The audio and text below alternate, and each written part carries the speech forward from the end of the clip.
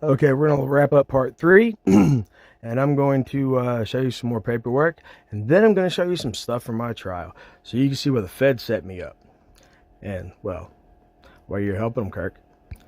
So, I mentioned,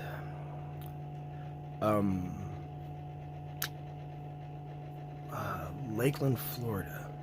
I said I wasn't going to mention that, but I have to mention that because that makes sense. When I went down there to talk to the guys at Tiger's Gym, because that's where Baron wanted to set everything up, and they're a professional MMA gym, so they couldn't do amateur fights, but they're gonna let us use your cage. Baron shows up, is all screaming, oh, there's all these people that want to whoop your ass, and y'all moved down there. So the Kirks moved down to specifically a place where Baron Shepard, one of my online enemies, did. That connects you with Phil and all of them, which means there was a conspiracy. Well, one can assert a conspiracy between the all guys, and Baron's language kind of backs that up. Oh, shit. But no, never mind. I'm not going to mention that. I'm not good. Yeah, I am. I mentioned it before. I'm going to mention it again. That shows something there. That shows that the Kirks were actively trying to work with the online trolls. You guys are so caught. The whole setup with the FBI to get me on the federal gun charge. When my shrink said this. You made this little screenshot in this recording. By the way, this is Digital Napalm, people. Digital Napalm was where my quarter point of strength, this was the guy who was supposed to kill me. The police ran out to get me, told me they would kill me to cover this stuff up. I guess that was Burger's attempt to disarm me for you guys, so y'all could cover it up, because I kept putting things out online, calling into the system and questioning things, making it look like it was a systematic problem. I always want to say criminal conspiracy, but if the system violates the Constitution, it becomes criminal. And you guys are a part of it. And you have the background, Thomas Wayne Kirk, to look like I did say you gave me the feeling of a high-level federal informant. Where all that ties in. Oh, no, well. Anyways, I'll get back to talking about the mall and your daughter and Ashley, because yeah, we gotta conclude what happened out there. You see the internet trolls, and I actually have to kind of commend Bullshido a little bit, because they've actually been largely silent in this matter. They've been smart enough to keep their mouths shut to let things play out. But you see these other people, well, we'll call him Baltimore since he doesn't want his name mentioned, and they'll have the video taken down if I mention it. Even though he mentions his name as a .com. And, of course, well, those guys from Fuji and Khan. So what we have is a situation where these people are trying to tear me down, trying to beat me because I point out that they're nothing more than a racketeering scheme to try to push people into studying Fuji and Khan style of made-up ninjutsu. Now, this becomes a really interesting thing, because they actually helped me. They showed over exculpatory evidence by spying on a Shidoko's message board, and that's the only way anyone ever got that information. And see, well, guys, you failed. Now, this right here was me talking to Dai Tengu on Shidoko's message board. They was telling me not to explode, and I was talking about how, if I'm more than willing, before I go suicidal, I'm more likely to go homicidal, but that's a suicide of sorts. I compare killing a person to suicide. In fact, I even point out that that's what the state was trying to get me to do, which is why they jumped on this terroristic threats bullshit. Trash talking aside in the video, something very important to make out. I put in the text pop-up there that I have no intention of harming myself or others. It makes no sense to my agenda. My agenda is exposing this, but once we go into this, you're gonna see something completely wild. Trust me. First thing to examine is a letter from my previous state attorney, their terroristic threats charges, saying that I suffered constitutional and abuse of discretion from the doctors at Sharps. Well, that's part of the criminal acts that are basing this whole thing on. The yellow shows that my attorney at the time, David Bungard, even agreed Dr. Miller did not have the correct information.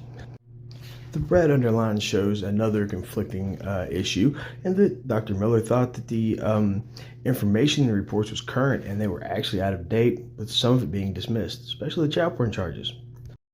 What you're seeing is a transcript page of my trial, while me and Judge Berger are kind of, I guess, arguing with each other. But here's the thing. She keeps saying that we're not going to reopen the grounds of my commitment. Well, as it turns out, my commitment wasn't even a commitment. The whole thing was a sham. 27-5-2 specifies, the grounds for involuntarily civilly committing a person due to mental illness or mental disability. And it requires them to be harmed to themselves or others. Which might have been why Dai Tengu or Phil or whoever was there was making that comment, but whatever. And this was the code at which I was committed under. And it allows, as you can tell from the blue underlines, a restoration period for competency. And I wasn't even incompetent. It was simply Kristen Keller's lies, which apparently Irene Berger's covering up for by denying me my habeas corpus, or even citing the code, because she wanted to convict me and disarm me. Probably so, Thomas Wayne Kirk can come kill me like he's been threatening. Here's where it gets fun. We're looking at 27-5-4, Institution of Final Commitment Proceedings. Now, this is the code at which, a final commitment, a full commitment, would have been considered a commitment by the state of West Virginia. Here we look at 27-61-3, and this right here is where I was committed under. As you can tell in the blue highlighted material, or lines, it's for being treated because I'm likely to gain competency. It's a temporary commitment, not a full commitment. Furthermore, under the blue, you can tell that this is a limited time. It's only 90 days, whether to restore competency or not. And that is a factor because that changes the entire commitment. Here we see West Virginia Code 61-7-7. This is the code with prohibited persons from owning a firearm. We get down to 4. We see educated, is mentally incompetent, or involuntarily committed. Now, as we further read, we see it is pursuant to Chapter 27 of West Virginia Code, and that your firearms are to be turned over to families or a conservator and not simply just taken. Now, this is a key point because this is West Virginia. West Virginia state law, we like our guns. Now, here's really important. This is 27-5-4, the Institution of Final Commitment Proceedings. And as you can tell, as provided by 27-5-2 and 27-5-3 of this code, an individual may be involuntarily committed for mental health reasons. And as you continue reading, this is a final commitment process. In fact, it says, notwithstanding provisions of this code to the contrary, the final commitment proceeding to commit a person in accordance with 27-6A-1 of this code. Okay, up here on the red, you see 27-6A-1, qualified forensic evaluation. Definitions are at the bottom of that little list. Now, in the blue, or a blue underline, we have competency restoration, which means treatment or education process attempting to restore criminal defendant's ability to consult with his attorney with a reasonable degree of rational understanding, including rational and factual understanding of the court proceedings. In the yellow, at the bottom, we see competency to stand trial, means the ability of a criminal defendant to consult with his attorney with a reasonable degree of rational understanding, including rational and factual understanding of the procedure and the charges against them. This is where I usually disagree with most of my attorneys at, because I start talking about landmark U.S. Supreme cases and how I'm supposed to have my rights protected, and these fuckers are ignoring the Constitution and the Supreme Court. This is from the motions hearing where they covered up my habeas corpus. Now, if you look at what the magistrate says, Magistrate Abelhausen up here in the top, he says that I never went through the process to get my gun rights restored, that I lost them and never got them back. But as you've seen from case law, that's not true. And it gets even interesting when we see where they discuss things off the record, because my attorney doesn't ever say anything about that habeas. In fact, he says because I didn't challenge it. Well, habeas corpus is a challenge. Before that, all he says is appeal, appeal, appeal, because we didn't file an appeal. But I did file a habeas corpus from the hospital, and they actually interfered and refused to give me resources to do so, which is one of my patient's rights. But due to a lot of really nasty, threatening letters to my lawyer, I managed to get the paperwork I needed to look up the laws and write my habeas corpus. And here they are at the motions hearing where they stop talking about it. Every little blue line under that, mixed in with the red ones, is where he mentions appeal. And there's that pause where they mentioned the habeas corpus off record. In fact, that whole motions hearing was nothing more than some sham puppet show. It was theater. It was nothing. They were already prepared from the moment that David Bungar raised his hand and said, "Oh, excuse me, Your Honor," because they already knew the arguments they were going to make, and they wanted to make sure it was off record. In fact, Al Boston made sure the recorder wasn't recording it just to keep it off record. Yeah, here's me arguing Judge Berger. This is where she keeps telling me not to talk about, facts. And I'm telling her I thought it was relevant to my commitment. In fact, I even quote court cases, some of the court cases in her very own motions. In fact, when I go to tell her this, she says I should tell my attorney. Well, of course she wants me to tell my attorney because he doesn't have any power and she doesn't give a fuck. And I'm just telling her that I filed a habeas corpus just so it'll be on record and the lying cunt can be served with the fact that I'm telling her I have this documentation on record, not just the letters I wrote her. Here's a nice case of some judicial bullshit. Judge Berger called me and my lawyer up to the bench because she didn't want me talking about anything that she told me not to talk about, which is pretty much everything I would use in my defense. Like I said, no one told the truth in my fucking trial. I showed you where they didn't even use the right code. And you know what? I did, and I was told not to. Here's where I was told not to. In fact, I even addressed that I had filed a habeas corpus, and it was a challenge, and I wanted to bring it up, but she wouldn't let me. What she did do was leave me enough time to say that I felt that she was violating the federal laws of criminal procedure, and that I wanted a mistrial. Her response, "You have counsel, Mr. Collins," basically is telling me that she don't want to hear a damn thing I say, and she just wants that pretender to get up there and play his part in a little puppet show. So while Judge Berger told me not allowed to talk about facts, she lets the prosecutor, use false testimony. This would be Trooper Gilkison's false testimony, and it follows these landmark U.S. Supreme Court cases that keep popping up on the screen. But as you see, he says that I got my gun back from Gilkison when he stopped me with it and searched me, and I told him it was there, and he gave it back to me, so I went back home. But now in court, he claims I'm not allowed to have a gun, and that the feds do not keep any record of mental illness, particularly that which would keep me from owning a gun, mainly 18 U.S.C. 922 G4. Here's me at cross-examination from prosecutor, or Assistant Prosecutor Lowe. He keeps trying to get me to say that I just bought the gun to prove to people I could do it. No, I bought the gun because having the gun is, better than having a knife when someone pulls a knife on you, and which is up there in my questioning.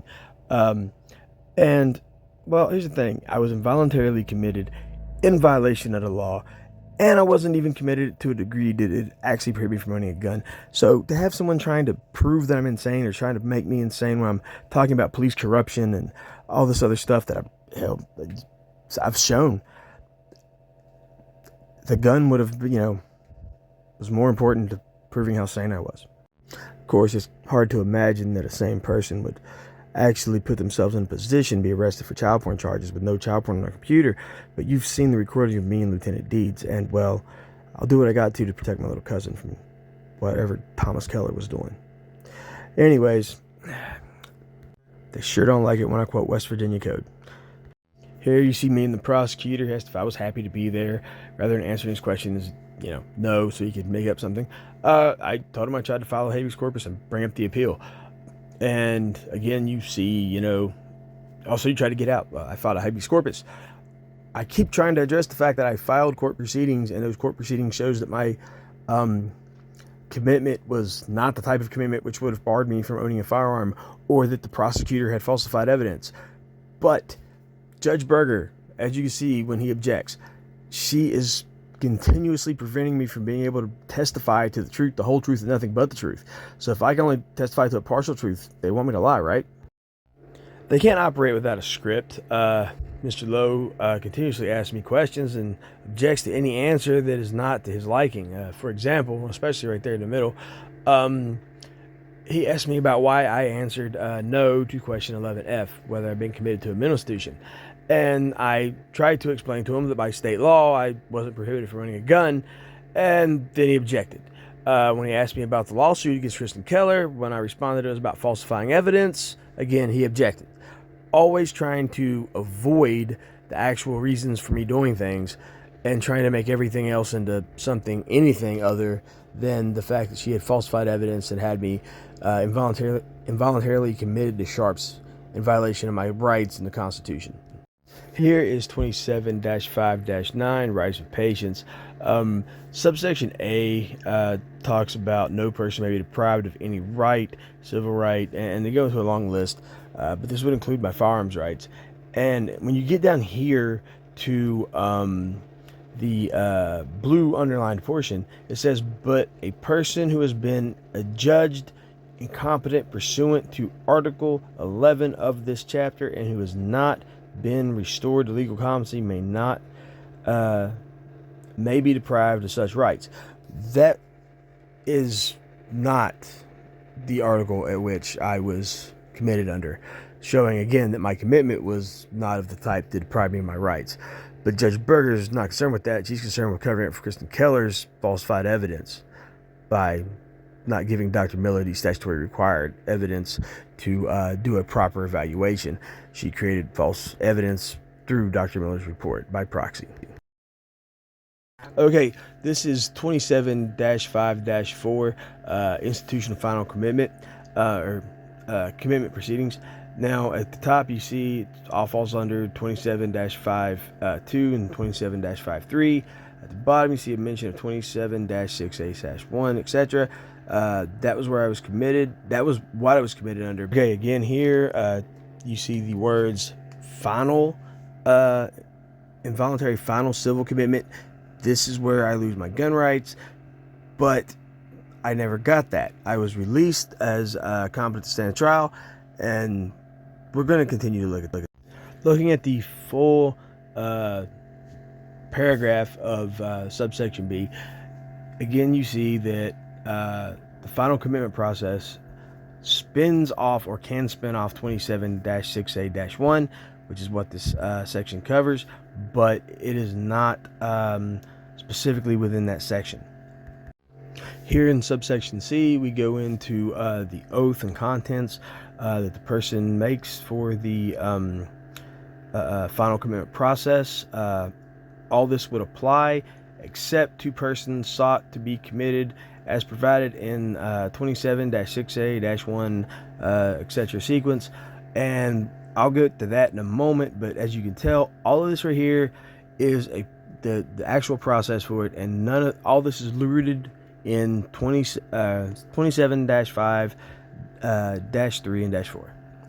Continuing past item 3, down here to 4 with the completion of the certificate. Go to subsection D. Right at the top it says that the individual who is mentally ill or has a substance abuse issue,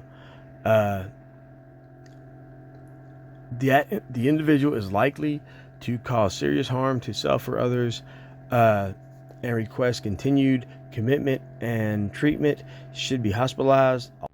Sliding down to subsection E, this clarifies it very good for you if you don't have it already. The discharge under may, however, be stayed for 20 days to allow civil commitment proceedings to be instituted by the prosecutor pursuant to 27-5-1, etc. That is where the code for final commitment lies, not within the code which I've been mentioning that I was committed under. See my pretty little face, because I just want you to know we're changing subjects, kind of. I'm going to show you the last little thing, and yeah. Alright, now here is subsection G. This is what I was talking about. This right here really doesn't say anything about a whole lot of commitment or anything else. You get the bottom part, paragraph 2, and at the bottom of it, again, they address unless civil commitment. Here we go, continuing down section 2. When you get to the red underlined stuff, you see again that they're talking about civil commitment proceedings have been initiated pursuant to 27-5-1, and that is not which I was committed to the Central State Mental Health Registry. Now, the first little thing we have up here under, I guess, to be paragraph A, is talking about those who have been adjudicated to be mentally defective and committed to a mental institution. Now, we go down to B. We see that this registry is to be maintained with information provided by the State Supreme Court of Appeals, the Superintendent of West Virginia State Police. Now, that's important because that means Gilgerson, as a state trooper, should know that anyone who has been actually committed would be on the state mental health registry and therefore on the NICS. And you can see in subsection B where it said that, they're to anyone who's been abdicated as mentally defective or committed. And that's something different. When we get down to subsection D here, it says the Central Health Registry shall contain the name, address, all the information of anyone committed. But then we get down to section E, it says the Central Health Registry shall provide information about this person to county sheriffs and the National Instant Criminal Background Check System as is necessary to identify registrants. And now we get to the fun part.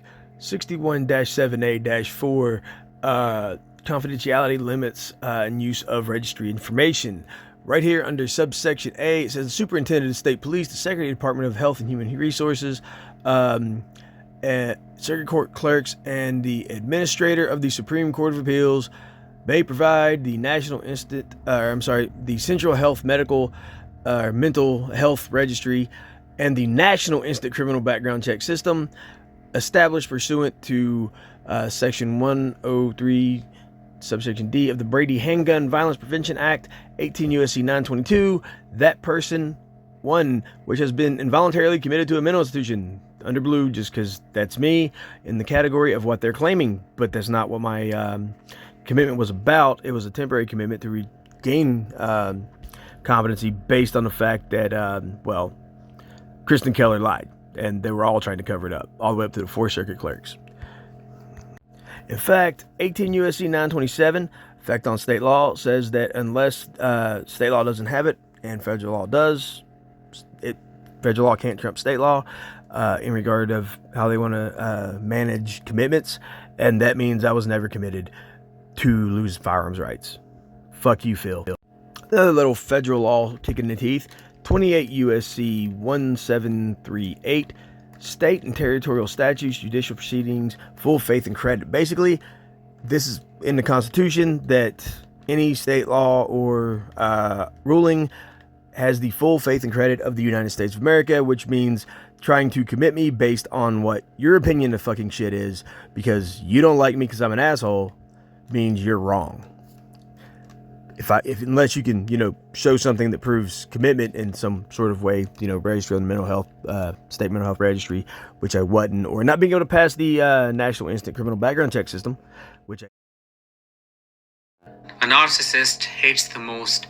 It is the truth teller. Someone who shows them who they are, who acts like a mirror and reflects the narcissist's behavior to them, tells them what their reality is.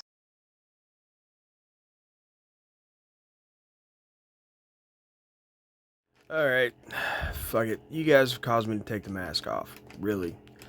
Alright, I hate doing this. I really do. I hate exposing how I really am.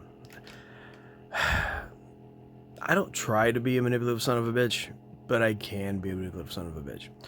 I prefer a little light manipulation over top of, force. So, here we are. All those times that I was online and I was showing an emotional response to that whole child porn thing. The reason why I'm talking about it so much now is simply put, Well, you've seen the recording of Lieutenant Deeds in the first real Ron Collins video. Yeah, I sat on that for this long. I want you to think about that. So, I went through this whole process of trying to manipulate everyone. Every single one of my haters. Every single spectator online. The courts, the cops, you name it. Alright? Because I understand this. I understood this when Williams arrested me. So I'm in there, he's trying to fire me up and shit. I'm handcuffed to a bench that weighs like solid wooden bench in the state police station. Weighs like 200 fucking pounds. And it's bolted to the floor. He handcuffs me to that bench and slaps me in the face like, oh yeah, you want to fight now? I'm handcuffed to a fucking 200-pound bench that I can't move because it's bolted to the floor. Of course I want to fight, but I can't fight because I'm chained down. Instead, I said, well, just on the basic training hit me harder than that. And basically just pisses this motherfucker off. So he hollers for the lieutenant to turn off security cameras. Lieutenant's like, oh no. Oh, and the reason I did this is because I had pictures taken, so I had no bruises and nothing on me, before I was arrested, and walked out and said, hey, Williams, I'm here. Fucking, yeah. So I was willing to get knotted up just to prove, police brutality and all this other shit. We kept talking, and Williams throws this whole thing up about Ashley, a fucking, what was it about? Something? Oh, let me guess, that girl was, she was asking for it, right? Which girl? There were two girls. Which girl are you talking about? Ashley or Leah? Instead, I was like, actually, no. But I did bring up Leah Kirk, fucking trying to hit on me and shit. And Williams got, really pissed off about that. For whatever reason, we couldn't bring Leah in. We couldn't bring the Kirks into it. That kind of made me wonder some things. Well, thanks for sending me to federal prison, by the way. I got to talk to all kinds of people. And seems the cops don't want their informants brought into anything, which will put them in front and center attention. Hey, they're right wing. Or, what the fuck? Kirk. Yeah. That gave me the suspicion that you might have something to do linked up to the cops. By the time I broke everything down, I even got a screenshot from somebody about BSMA online Facebook group before you kick everybody off. Talking about why are we still going after Collins if this guy's already been sent to prison and all this other stuff. Well, it's because sent me to prison, had me falsely arrested. Little online conspiracies, they're all about control. I brought that up in the other stuff on this video, so you'll see why. And the whole time you guys been gang stalking me, I've been taking notes,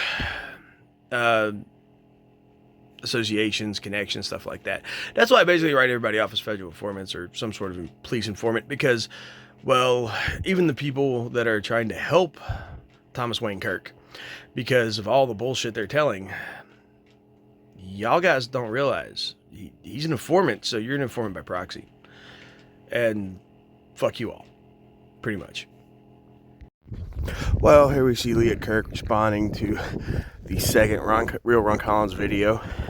You notice when I mentioned how she tried to get me to have sex with her when she was 13, something normal 13-year-olds don't do, by the way, that they just kind of avoid the question. And in fact, she gets her mother to jump into the whole thing, trying to, I don't know, attack my character rather than respond to the statement I made. Alright, you can easily see where Leah got on there talking shit. She never answered my question about she's gonna, talk about, how she tried to get me to have sex with her when she was 13. Yeah. In fact, she completely avoided it. Went into attacking me and calling me obsessed. Well, that's what you get when you get, found out. It's kind of a confession of sorts anyway.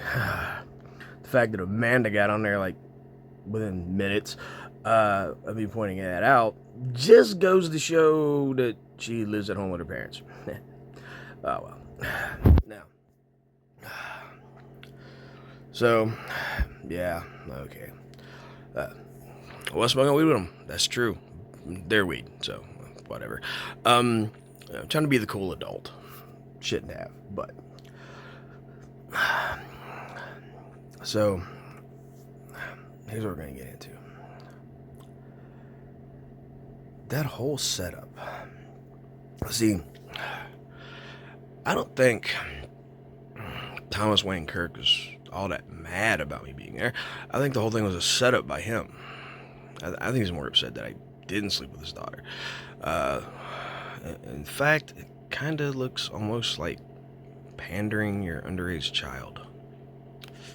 Ooh. Yeah. And of course, I have pointed out that whole connection through Lakeland, Florida. That whole tie-in with Baron Shepard. Now, the fact that Baron was suffering from a pituitary dysfunction and was having mood swings and mental issues, it just makes it seem like you're taking advantage of someone who is not fully cognizant of, their mental state. But here's the thing. Despite not liking Baron, despite having argued with him numerous times, I actually kind of respect him about something. Baron left my family out of shit. So I kept it a point to leave his family out of things. Just respect. Yeah, that's true. And Amanda, please, trying to act like you're some kind of caring parent who actually gives a shit when your daughter spent like basically 18 hours a day with me for like 2.5 months, and actually spent like 18 hours a day with like 3 months around me, while you just abandon her in a public place. Well, you and her parents abandoned her in a public place. That doesn't make you look like a good parent. Whatever claims you want to make about me, whatever attacks you want to make, it doesn't matter. You notice Leah never really argued against it. Neither did you, as a matter of fact. And that kind of parental supervision is, well, not exactly making you look like the best parent in the world, is it? No, see, I talk about the mask coming off. There's things you guys just don't realize, see. When shit first started, and the weird setups and the weird coincidences, now granted, there were run-ins with me and members of Ashley's family long before that shit ever started. I never thought about it until looking back, but hindsight's 2020. But when this shit first started, I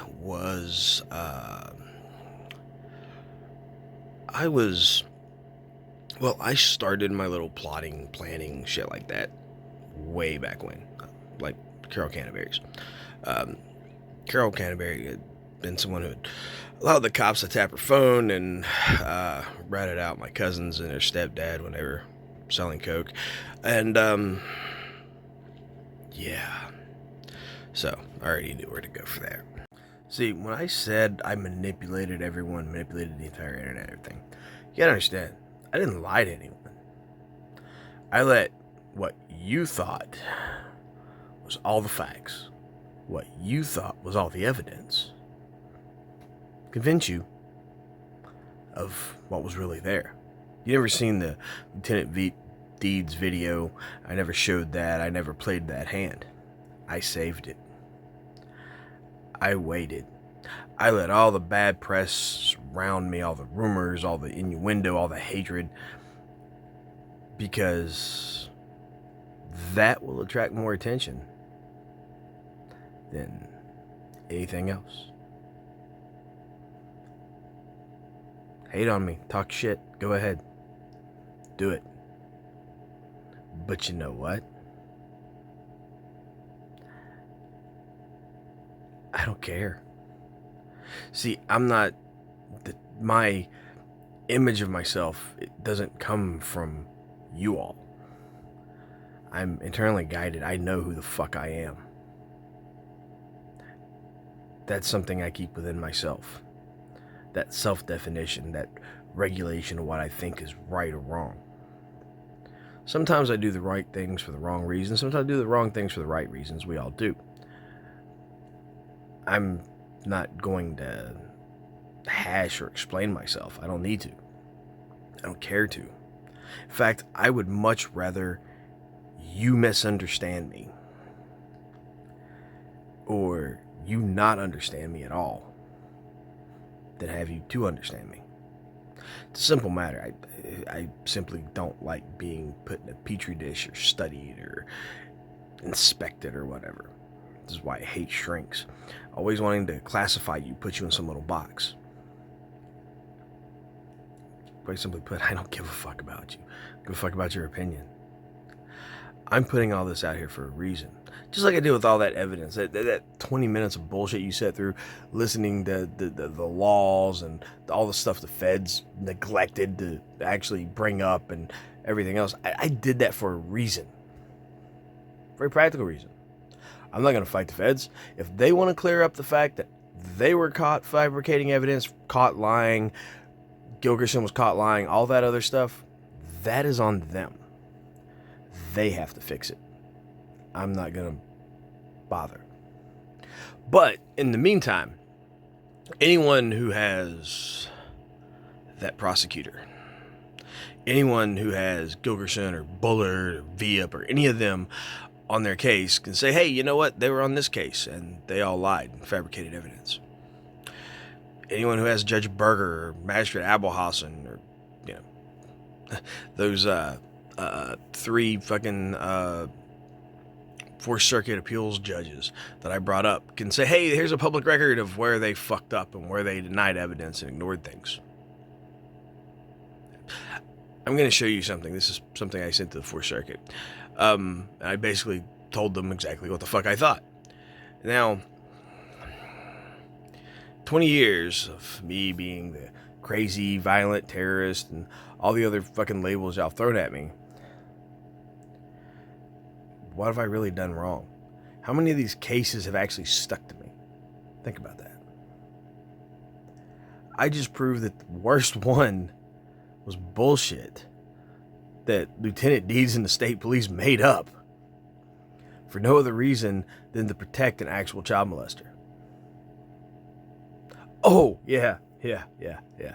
And those same cops tie in with Trooper Duckworth and, of course, Karen Carlock fucking being Duckworth's snitch. And all this stuff ties in to the illegal shit they did that you can hear on that recording with me and Lieutenant Deeds. All the way back in the first video. The second video proves that fucking goddamn Amanda Kirk's full of shit, that Thomas Wayne Kirk is still alive and he's living at that little yellow house at 202 Washington Street. Yeah, even mentioning that fucking called you out. Just so that when I could bring up the fact that Leah Kirk was trying to fuck me when she was 13. See, she'd deny it. She never did, which was in and of itself a confession. Just like I mentioned, fucking going to Karen and giving false information because I knew that the police would be listening, and a bunch of other places along the way. I want you to think about that. No one ever saw my first move. No one even knew it was there. Most of you have no idea what the fuck I'm talking about, and that's fine. Because the people who do know are now sitting around scratching their heads wondering who the fuck did we just draw into this bullshit? Who the fuck do we have who's dissecting our methodologies, our fuck-ups, and our abuses of authority?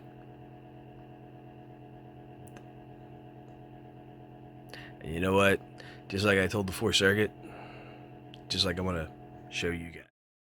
All right, these are the 4 points that I mentioned that the Fourth Circuit never addressed. Whether or not Magistrate Abelhausen mentioning that, you know, my commitment was unconstitutional. And we get down to 4, which is getting to the June 25th motions hearing, talking about how they discussed it off record and whether that violated my right to due process. But they never want to talk about that or any of the other constitutional violations. But what's more important is on the second page. Now, right on the second page is right where I directly tell the Fourth Circuit that, as far as I'm concerned, unless they address those facts, those matters in my case, that I consider them and their authority unconstitutional and criminal, even the Fourth Circuit's ruling, or I'm sorry, the district court's ruling under Judge Berger. And like I point out in my little arrow and my little text underneath it in big red all over the image, this is one of the most articulate go fuck yourselves you're ever going to read. And if I say that to the federal government, what do you think I'm going to do? Some violent act, or just continue to go on living my life like a normal fucking human being who just wanted to tell them fuck you and fuck your authority because you're acting like a bunch of criminals and I have no respect for that? Just to go into saying that, well, I'm going to let you decide who the fuck you want me to be. Let me be the bad guy. Let me be the anti-hero. Let me be the guy who's standing up for, that oath upholding the defend the Constitution against all enemies, foreign and domestic, that he swore to God when he joined the Army. Let me be whoever the fuck you think I'm going to be, or whoever the fuck you think I am, because, quite frankly, I don't give a shit. I just want the truth out there. And, well, thanks to Leah Don Kirk, we know exactly what she was trying to get me to do at the mall. And the exact same thing that nobody else wants to admit. Which kind of makes you wonder a little bit, right?